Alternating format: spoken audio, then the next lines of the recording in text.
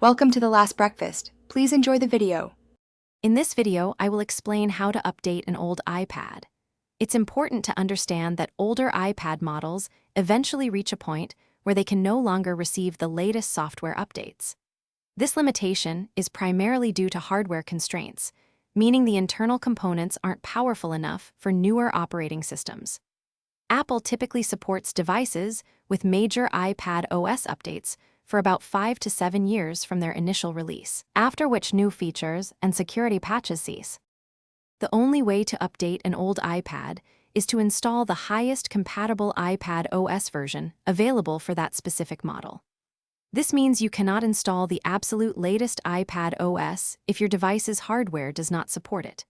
For example, an iPad Air first generation, released over 10 years ago, cannot update beyond iOS 12.5.7 even today. This is a hard limit set by the device's processor and memory capabilities. Once an iPad stops receiving major iPad OS updates, it will no longer get new features or significant security enhancements. This is a critical point for device longevity. Furthermore, many popular applications may eventually stop supporting older iPad OS versions, which can severely limit your iPad's functionality.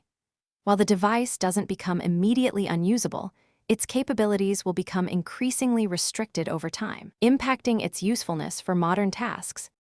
Even if your iPad can no longer update, it can still be useful for basic tasks like web browsing, email, or as a dedicated media player.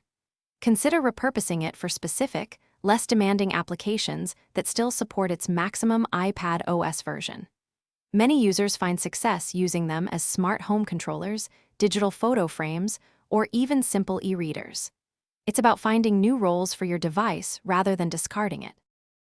Thanks for watching. If this was helpful, leave a like and consider subscribing. See you next time.